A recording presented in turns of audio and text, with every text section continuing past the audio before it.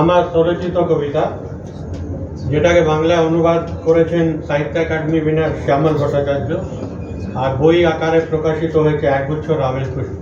আমি রাহুল পুষ্প নামে লিখি। এখন ইলেকশনের সময় আপনারা জানেন বিভিন্ন রকম চাই না,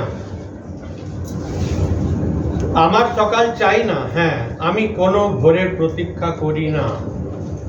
আমাকে প্রতিদিন কোনো নতুন সকাল দেবার ষড়যন্ত্র করো না। তোমার সকাল আমার কাছে ঘন অন্ধকার রাতের থেকেও ভয়ানক। সেটাই তো তোমার সকাল, যখন জেগে উঠলেই প্রবল খিদে পায়। সেটাই তো তোমার সকাল, যখন জেগে উঠলেই প্রবল খিদে পায়।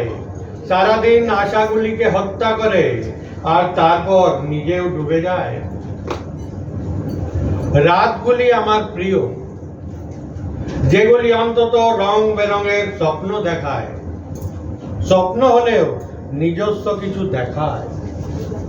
অনেক বছর ধরে যারা আমাকে সকাল দেবার দম্ভ দেখাচ্ছে, তোমরা নতুন ভোর কোথায় থেকে এনে দেবে? তোমরা নতুন ভোর কোথায় থেকে এনে দেবে? আমার সকালগুলি তো সিন্ধুকে বন্ধ করে রেখেছ।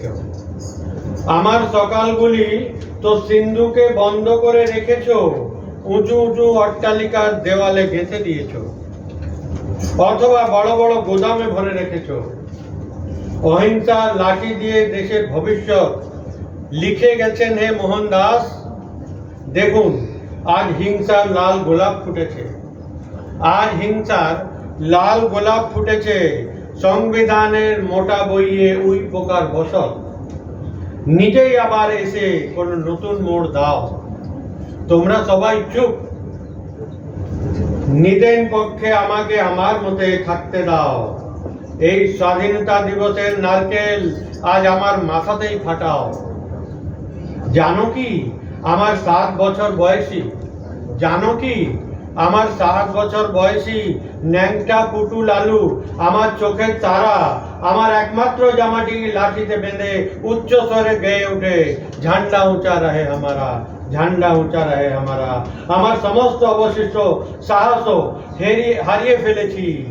না, আমার কিছু চাই না। না, আমার কিছু চাই না। আমার সকাল চাই না। আমার সকাল চাই না। আমার সকাল চাই না। ধন্যবাদ।